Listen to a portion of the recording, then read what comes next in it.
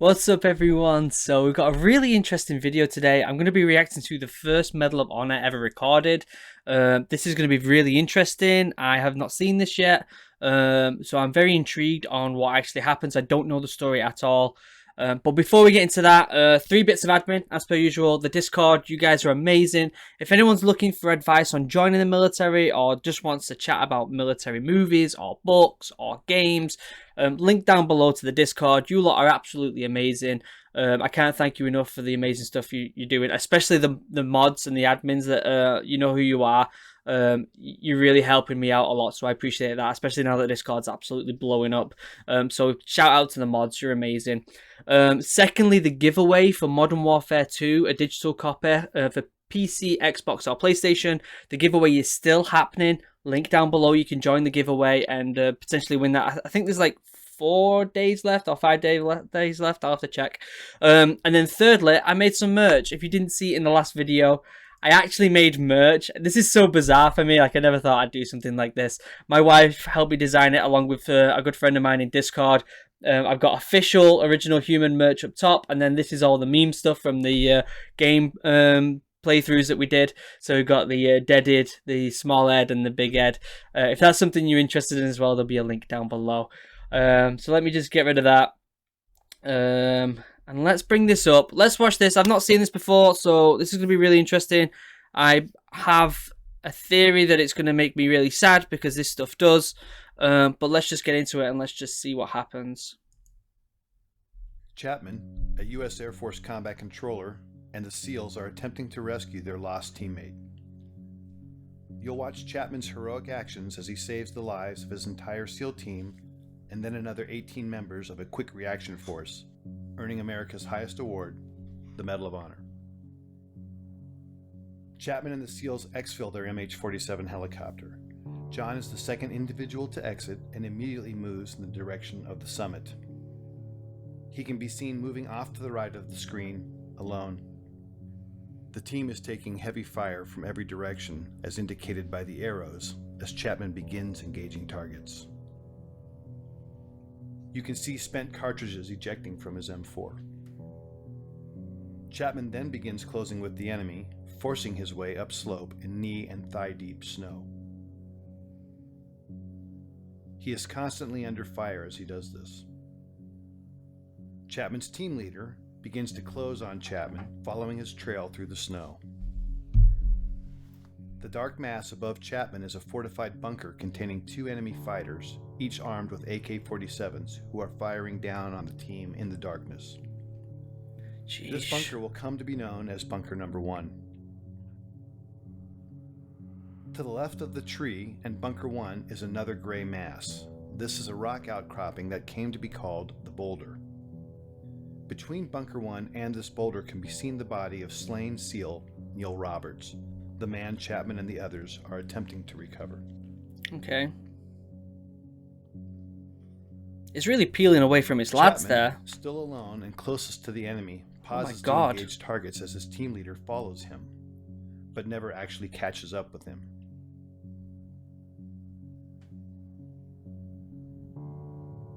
Chapman, on his own, now makes the decision to charge directly into the enemy bunker, despite withering point-blank fire. Chapman, now literally on top of the enemy, engages the 2 combatants and kills them, saving the lives of the remaining SEALs. Wow. He does this from a distance of no more than 10 feet.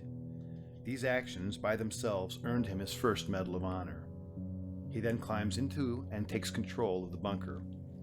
Having cleared the immediate threat, Chapman is then joined by his team leader in Bunker 1. You can then see Chapman and his team leader engaging the next bunker, known as Bunker 2, which is situated to the left edge of the screen.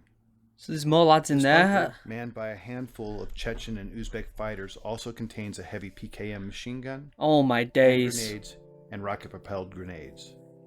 John Chapman is shot twice at this time in the torso and collapses, incapacitated. This is a better view, isn't it? You are now looking at a new angle, and at the left of the screen can be seen the 2-man fire team and team leader on top of the boulder. Just below it is Bunker 1 with the mortally wounded Chapman. One SEAL can be seen firing his modified M60 machine gun from the hip into Bunker 2 on the right side of the screen until he is struck by grenade shrapnel and tumbles 10 feet off the top of the boulder, collapsing at the feet of his team leader, thus setting off a chain of events that would lead to the SEALs abandoning Chapman on the summit. This stuff's hard to watch, man. The wounded SEAL and the team leader can be seen conferring about his injuries. Moments later, the SEALs decide to retreat from the summit because their position is untenable in the face of continued massive enemy firepower. They can be seen moving toward the right side of the screen and passing the body of Neil Roberts. Unfortunately, the SEALs do not pass John Chapman, who is above them and inside Bunker 1.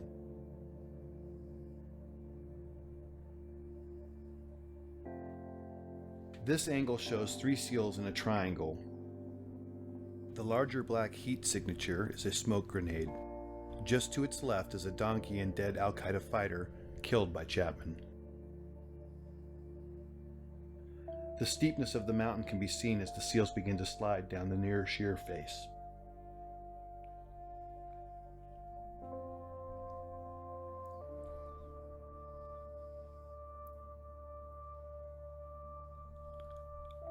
The team leader, desperate for relief and now with 2 wounded teammates, asks for uncontrolled airstrikes from an orbiting Air Force AC-130 gunship. The impacts you see are from 105mm howitzer rounds being fired onto the ridgetop in order to save the remaining SEALs. Because neither the SEALs nor gunship know Chapman is alive, he is experiencing these detonations from his position. Sheesh. At approximately 5:20 in the morning, Chapman recovers and begins to engage the enemy.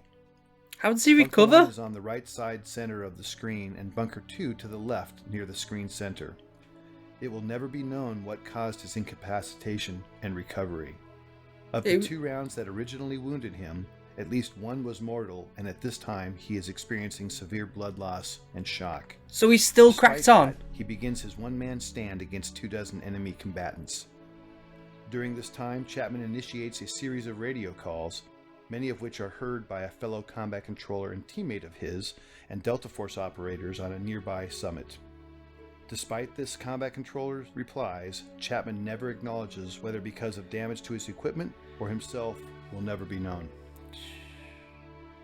This new angle and footage shows Chapman at the top, identified by the green dot under the tree at Bunker 1.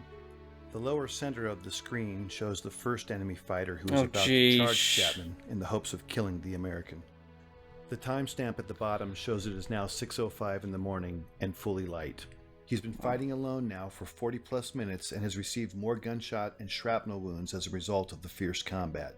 This scene shows the second of several enemy charges. In this stunning display of determination and courage, Chapman can be seen fighting hand to hand with the fighter.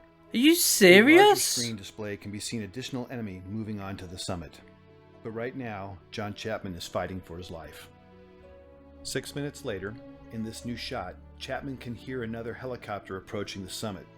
He is in the bottom center of the screen underneath the tree and can be seen in the magnified inset box as he begins his desperate final stand to save the lives of the 18 men on the helicopter. The red dots are enemy fighters. John begins engaging the enemy in multiple directions and is rapidly approaching the last of his ammunition. The helicopter contains a quick reaction force comprised of Rangers, pararescuemen, and another combat controller. It is now 6:13 and the helicopter is short final. The enemy is desperately trying to displace Chapman so they can put heavy weapons or rocket-propelled grenades in Bunker 1 while simultaneously engaging the helicopter. With the choice to save his life or the lives of his unknown comrades, Chapman makes the decision to climb out of the bunker and begin firing in multiple directions as can be seen in the inset. Wow. Suffering from as many as a dozen wounds, Chapman is in fact already in the process of dying. As he fights, the helicopter is struck by a rocket-propelled grenade and makes a remarkable controlled crash just below Chapman and the summit. Chapman, now off-screen, continues to cover his comrades as they pour out of the stricken helicopter. Some of them are fatally shot as they exit. Oh my god. These images, with Chapman fighting the enemy at close quarter, are the last to show him alive and in this heroic act, thus qualifying for his second Medal of Honor. Ultimately, Chapman would expend all but the last few rounds of his ammunition, until, finally, after 16 bullet and shrapnel wounds, Chapman succumbs when he is shot through the heart. We will never know his final thoughts or words, but what we do know is his decisions and actions single-handedly saved the lives of 23 comrades. Wow. For more information about John Chapman's amazing story and the details about this mission, visit danschillingbooks.com or your favorite book retailer to obtain a copy of the Chronicle of his life, Alone at Dawn. I actually really want to read that. I might try and get that and give it a read and talk about it on my channel. Oh my god, emotional. Oh, pulled up the wrong thing, my bad. Oh. Wow. Wow, that's really difficult to watch. Really difficult. It seemed like it was an absolute nightmare. What looked like a Chinook went down. Lads, it said fatally shot the lads that came out, some of the lads that came out of the helo as well. So more people must have died. And so this was initiated by trying to save the body of a SEAL, someone in the SEAL team. I'm pretty sure it said at the beginning. I need to read this book. This is a remarkable story, and to watch it actually unfold like that is just like, whew, it's like heart-wrenching, isn't it? Really. You hear these stories all the time. You hear remarkable stories from like World War One and World War Two, and all these other different ones from like the Falklands War and Vietnam and stuff like that. But you never really, like, you hear the stories, but you never really grasp what the emotion behind it is. Not unless you watch a movie about it or something like that, but actually see it happen like that. Like, I can't even talk properly right now because my head's just like spinning. Wow, he's really, really done his country proud, and yeah, that is incredible. He deserved every award he gets, and I hope he goes down in history as one of the bravest men in his field. That's remarkable. Okay, I'm going to end it there before I start tearing up. Thank you so much for watching. I'll leave a link for this video down below. Go and have a look at the book and try and get it and give it a read. I think I'm going to try and get it after this video, after I shut this reaction down. I'm going to try and buy it and get it on my Kindle or something at least. Amazing. Genuinely amazing. If you've got more videos you want me to react to, pop them in the comments down below. Thank you very much for watching, and we have some Modern Warfare 1 Remastered gameplay coming up tomorrow. Remember, it's coming up every other day this time instead of every day, and I'm going to do stuff like this in between. So yeah, if you did enjoy this, do press the like button. If you didn't enjoy it, please leave a comment down below on how I can improve. And don't forget to subscribe and turn notifications on. And I'm going to go and feel depressed for a long time now after seeing that. I literally don't know what to say. It's hard to kind of like say anything about it, because like it's such a sensitive situation and it's like heart-wrenching, you know. I don't know, I'm just lost for words right now, guys. Okay, I'm gonna end the video there.